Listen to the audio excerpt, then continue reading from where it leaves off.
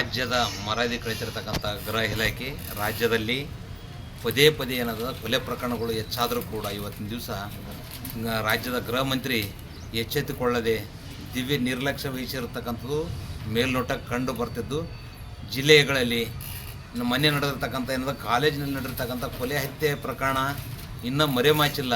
ಆದರೂ ಕೂಡ ಮತ್ತು ಅದೇ ಜಿಲ್ಲೆಯಲ್ಲಿ ಮತ್ತೆ ಒಂದು ಮನೆಯಲ್ಲಿ ನುಗ್ಗಿ ಕೊಲೆ ಮಾಡಿರ್ತಕ್ಕಂಥದ್ದು ಇದು ಎಷ್ಟರ ಮಟ್ಟಿಗೆ ಸಮಂಜಸ?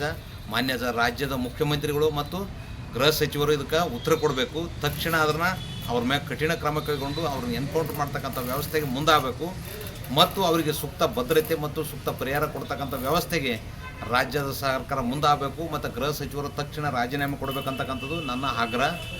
ರಾಜ್ಯದ ಜನತೆ ಮಕ್ಕಳನ್ನೇನದಂದ್ರೆ ಪೋಷಕರು ತಮ್ಮ ಮಕ್ಕಳನ್ನ ಕಾಲೇಜಿಗೆ ಕಳಿಸ್ಬೇಕಾದ್ರೆ ಭಯ ಪಡ್ತಕ್ಕಂಥ ಪರಿಸ್ಥಿತಿ ನಿರ್ಮಾಣವಾಗ್ಯದ. ಇಂಥ ನಿರ್ಮಾಣ ಆಗೋದನ್ನು ತಕ್ಷಣ ಅದನ್ನು ನಿಲ್ಲಿಸಬೇಕು ಮತ್ತು ಮುಂದೆ ಇಂಥ ಘಟನೆಗಳನ್ನು ಮರುಕಳಿಸದಂತೆ ನೋಡಿಕೊಳ್ಳಲು ರಾಜ್ಯದ ಮುಖ್ಯಮಂತ್ರಿ ಮತ್ತು ಗೃಹ ಸಚಿವರು ಮುಂದಾಗಬೇಕು. ಇಲ್ಲದಿದ್ದರೆ ಮುಂದಿನ ದಿವಸದಲ್ಲಿ ಉಗ್ರ ಹೋರಾಟ ಮಾಡಬೇಕಾಗ್ತಕ್ಕಂಥದ್ದು ಎಚ್ಚರಿಕೆ ನೀಡ್ತಿದೆ.